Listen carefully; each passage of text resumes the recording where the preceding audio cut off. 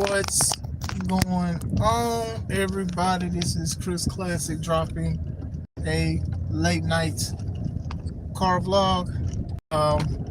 Let me know if everything sounds nice. I have my air on because my phone is tripping out today, so it might burn, it might cool off, which means it'll cut off live. But let me know. Let me know if everything sounds nice. What's going on? Once again, this is Chris Classic dropping a car vlog. Hope you guys are having a wonderful night or morning, depends on where you're at. Shout out to you, Raphael. Hope everything is good with you. God bless you. Everybody, welcome to the Take It Home podcast, where I talk about professional wrestling topics, and I put my matches as classic out for a professional wrestler of 13 years. Shout out to you, Robert Bryan. What's going on, man? Long time no hear. I hope everything is good with you. God bless you. Make sure you guys also subscribe to C3 Ultimate Wrestling. That is me and my wife's professional wrestling company. We are definitely getting it back August 30th at the 11th hour in Dyer, Indiana. So if you are in the area, if you just, heck, you hours away or whatever, come see some great wrestling August 30th at the 11th hour, Dyer, Indiana. Harold's private venue. Get your tickets now on Eventbrite. On Eventbrite, tickets are $5 off, but they'll be regular price at the door, which means $5 more at the door. Bars. Everything's good, Raphael. It's been a while since you've been on. I've been good, man. I've just been doing just regular like car vlogs, man. Like I've been doing like the live like at home like I usually do, and usually I do like night vlogs like when I get off of work, and I had night shift today, so I decided I wanted to speak about this situation because some people feel upset, so I will speak about it. I believe the source is Sunsport, and Bryan Danielson, also known as Daniel Bryan in WWE, he spoke about matches that were very important to him. So he spoke about going against Zack Sabre Jr. in New Japan. He spoke about who else did he speak about? He said Okada. He said like some small things about Okada. I believe they faced each other at Forbidden Door, and I think they rematched it again. Then he also talked about going against Swerve Strickland. He said that those were very important. So I'm assuming the interviewer, they saw that he omitted when he won the main event of WrestleMania 30 when he beat Batista and Randy Orton to win both titles, basically undisputed. So he went on to main event WrestleMania 30, but basically to him. He said that, you know, his family was out there, but his wife wasn't out there. She was in the back, and they didn't want her to be in there. Then he was also dealing with like injuries and stuff. So it's just like he knows that it's very important to other people, but to him, didn't mean much. So looking at the comments, yeah, WrestleMania 30, it was very good.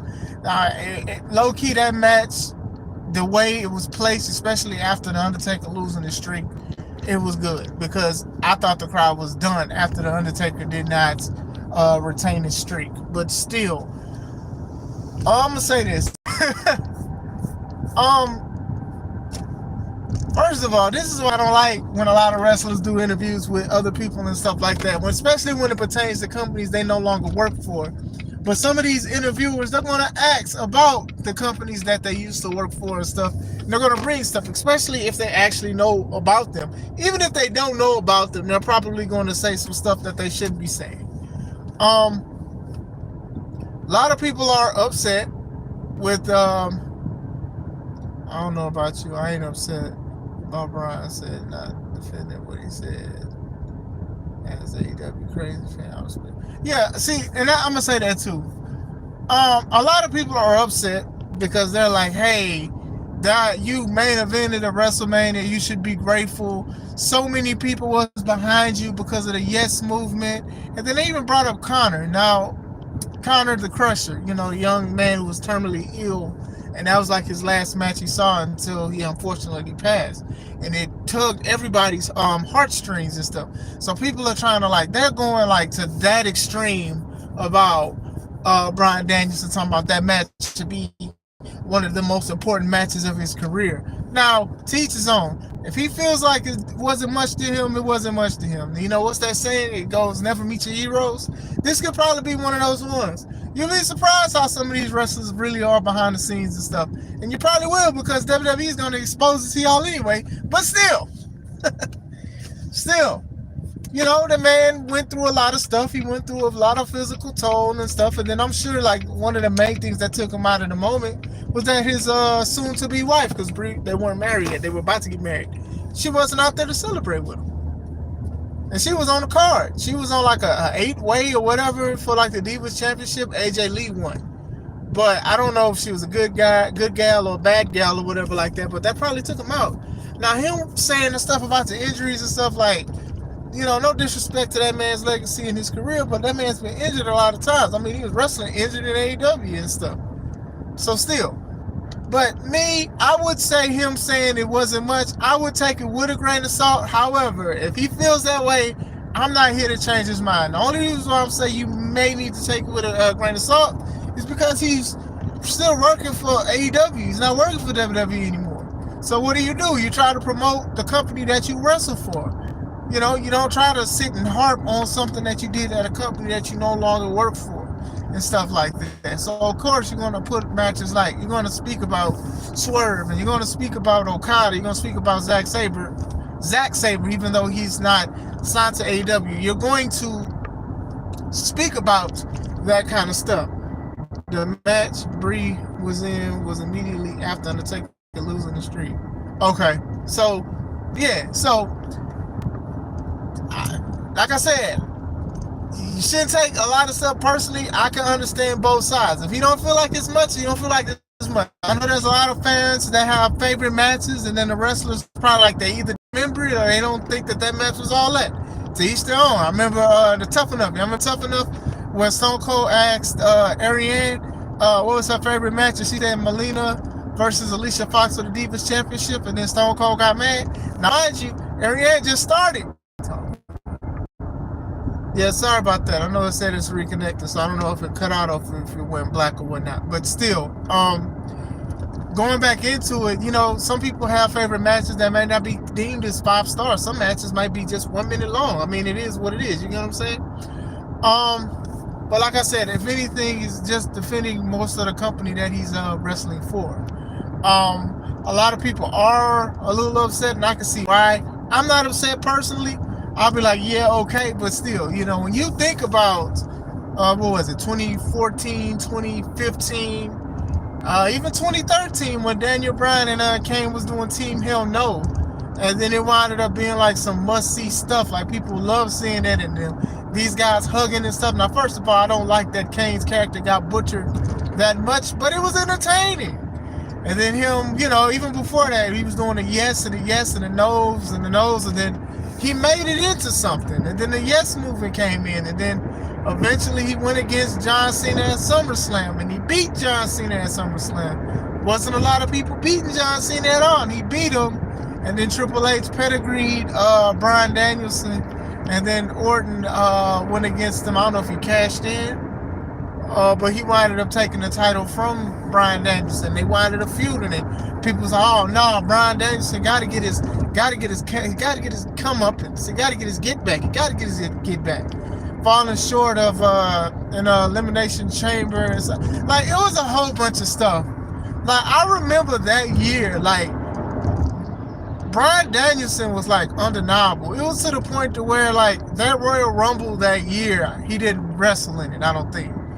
And people really wanted him to wrestle in that Royal Rumble because they wanted to see him at WrestleMania to get his get back, because he really, really wanted it so bad. I believe Randy Orton was the champion at the time. Yeah, he was a champion at the time, and Randy Orton was just beating up people and doing a whole bunch of stuff, and he really wanted, everybody really wanted it. So I remember that. What was it? It had to be 2015. Royal Rumble, that number 30, the final person. So people really thinking it's going to be Bryan Danielson. All of a sudden, booyaka, booyaka, 619, and the place booed Rey Mysterio. Mind you, Rey Mysterio was coming back from an injury. He was coming back from an injury, and they booed the mask off of this man. They said boo. They didn't say booyaka. They said boo you. Boo you cuz. That's what they were saying. They wasn't saying booyaka. They said boo you cuz because they was upset that Bryan Danielson was not a part of Royal Rumble. The Yes Movement, the hijacking of Raw, the Yesomania chants, all of this stuff, the counter stuff, like it all went in and added into this championship material of a person. And when he did win, mind you, after Undertaker losing the streak, people was cheering, yes, yes, yes, yes. They loved it. They loved everything that was about it. And then eventually the injuries started being more severe than what they were. He had to relinquish that title. Then he wound up coming back. He won the Intercontinental title in a ladder match. Why would you put him in a ladder match? He had to relinquish that because of injuries and stuff like that. It was always something that happened, unfortunately.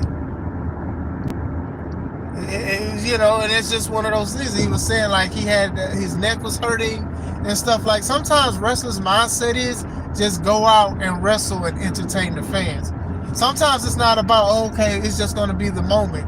And maybe WrestleMania 30 was his. Maybe it was just like, you know what, let me just do this and do all that. Because as we recall, they shoehorned him in there because at first it was supposed to be Batista and Randy Orton, but then nobody wanted to see that. Nobody wanted to see that. Batista came back. He didn't even look like himself no more. He had more tattoos. He was way smaller than he was. It was calling him Blue Tista because one time he wore all blue when it was an Evolution. Nobody wanted to see Batista and Randy Orton. It just didn't. The magic wasn't there. The magic was in Bryan Danielson. It truly was. And, that moment is going to be etched in a lot of people's minds as one of the top WrestleMania moments of all time. Not for the fact of loving Bryan Danielson, whatever you're calling him, but it's just how they did it and stuff. And, and how even Vince was calling him a B-plus player. He's not meant to main event. He's not meant to do that. Like, he had his own way of doing it. The yes chants, that went crazy. Like, people just randomly, and you knew what it meant, and it was something. The shirts, the yes, yes, yes, and the no, no, no's. It worked so great. So, him saying, okay, well, it's not that much to me, man, that to each his own. That's how I feel. I mean, I know a lot of people are going to be like, hey, well, WWE did this and WWE did that. I'm like, we're going to act like WWE has been angels when it comes to certain situations and how they treat certain superstars. Some of these guys that probably was wrestling, they was wrestling hurt. Like, you just never know. It's just it could always be something. You know what I'm saying? So, still, as far as that, hey, like I said, I remember those years, 11 years ago, 11 years ago. I remember all of that stuff. And, for him to say that, I'm not offended. That's his choice. He said that. And maybe he's just saying that because he's in AEW. It's not a lot of people that's going to be talking about like a lot of the stuff they did at a previous company because they don't want no light on it. Now, this is something that's going to fortunately and unfortunately, fortunately for WWE, people are probably going to try to turn around and watch that match now. Unfortunately, it's probably going to do what Bryan Danielson was not trying to do, if that makes sense. Now, more people are probably going to look at it and stuff and try to see it. AEW just recently released, not too long ago, Bryan Danielson versus Swerve Strickland for the title. I plan to watch that match, but still, AEW is now releasing some matches from their previous pay-per-views and stuff. But still, just wanted to speak about that for a little bit. Hope you guys are having a good night. If you see this, and after I cut the live off, what did you think? Do you think he's going too far? Do you think he's just promoting the company he's at? Or do you think it don't mean that much for him? I mean, even in AEW, those matches he was talking about took tolls on his body. He was working hard. It was just like, the next time I lose, I'm going to take a break from wrestling. I mean, that's what he was doing. He was doing that kind of stuff. And Bryan Danielson was just, doing anything he wants to because his time is limited and he wanted to leave. I mean, he just showed up at All In and took out some guys with the Busaiku knee. I know I said it probably wrong, but still. Let me know what you guys think. I'm going to turn it in a little early. I usually do car vlogs until I get home, but I'ma just chill for the rest of the night. I do hope you guys have a wonderful day. God bless you guys. This is Chris Classic. Let's take it home.